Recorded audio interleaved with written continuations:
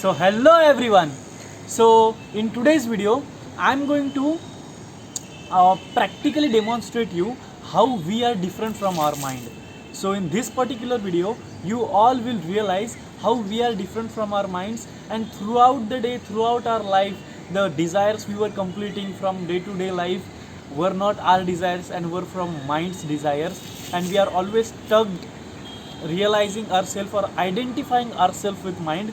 So in this particular video we will see how we are different from our mind. Okay, so starting with an example. Let's say you're having a walk on the road, and suddenly you see a stall of pani puri, you see a stall of vada pav, dosa, or whatever your favorite dishes, and you suddenly feel like, oh, I want to eat this, oh, I want to eat that, and you feel these kinds of stuff in your heart, and you go, you purchase that stuff, you eat those stuff, and there is nothing wrong in it, absolutely.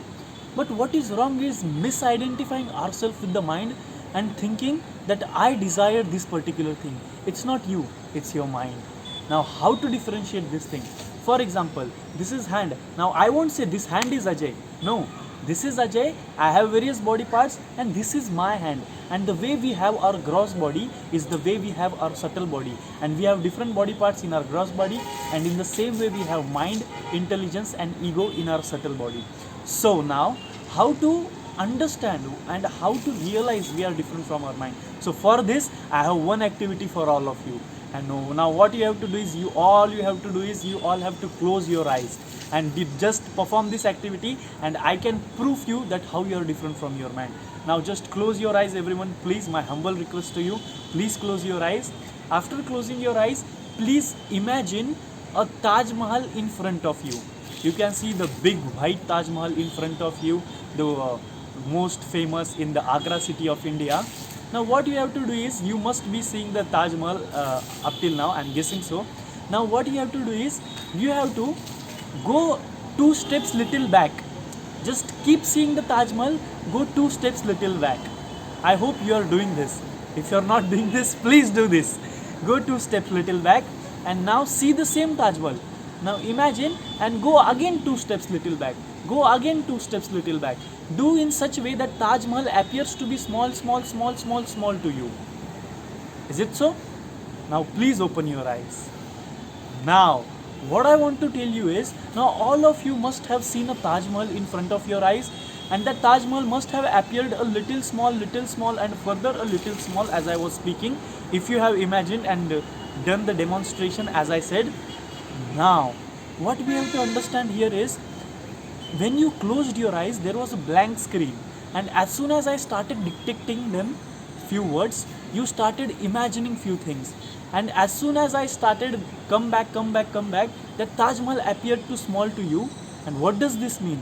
This simply means that all that you performed and all that you saw, you were an observer, and whatever you saw on that screen, that is called as mind.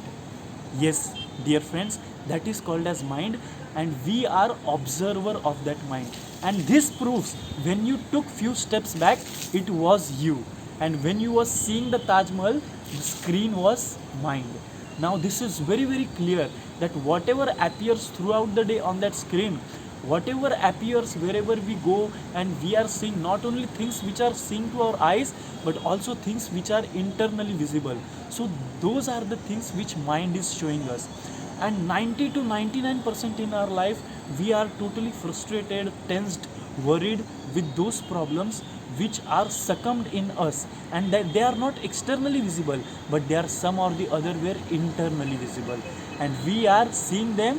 And there is a one famous saying that mind shows the horror film, and we are seeing that horror film, and we are getting fearful.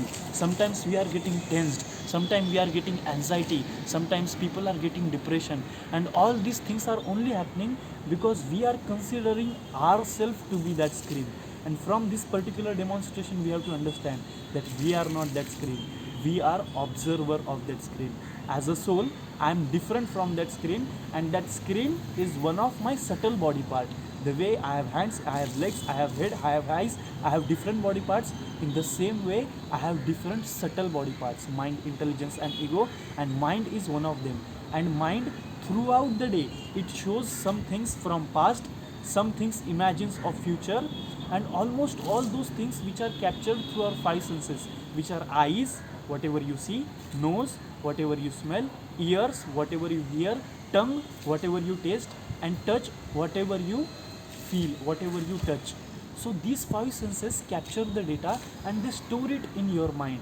And throughout the day, whatever you have stored throughout your life, sometimes you are reminded with some touch, sometimes you are reminded with whatever you saw, sometimes you are reminded with whatever you heard, sometimes you are reminded with whatever you have put into this mind. For example, there is a saying in science, mitochondria is powerhouse of cell, and in the same way mind is powerhouse of whatever you put inside through your senses. Therefore, one simple advice that I want to give all of you, which has really helped me a lot in my life, is we have all put lots of garbage, lots of bad data till now. But what we can do, we cannot delete that data. As anything goes in mind, we do not have any delete option for this. But what we can do is we can start capturing good data from now onwards.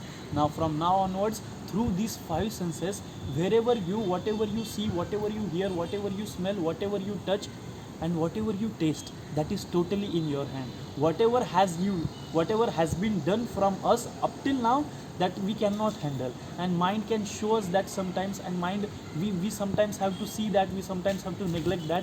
But the choice we have is from now onwards, we can decide, we can choose what I want to put inside my mind and what I do not want to put. Second tip that I would like to give is, because it often happens that we get totally disturbed from this screen whenever we are, for example, if I'm sitting in the classroom, I want to hear what the professor is saying, but mind is showing me, for example, something that took place in 8th standard, something that took place 5 years ago, 6 years ago, or even yesterday, or at any time.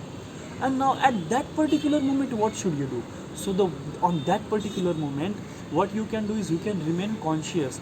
For example, if I'm sitting in the lecture, if I'm hearing one professor talking, and if mind is showing through the screen some things that I don't want to see anymore, then what you can do is you can shift your attention to what is going outside. When you shift more attention to what is going outside, then the inner attention reduces, and sooner or the later mind realizes that this person is not paying attention to whatever I am showing. So mind also starts seeing those things which you are seeing, and by this you can start being conscious. When you're eating, you can simply eat. When you're listening, you can listen. When you're watching any TV, any video, you can watch. When you're walking, you can walk. And by being conscious to the surrounding, by being conscious to the external world, you can stop seeing this. And always remember that this mind screen is different from you, and you are always an observer, and never be absorbed. Always absorb and never be absorbed. Thank you so much. Try this and see the change that it makes to your life. Thank you so much. Hare Krishna.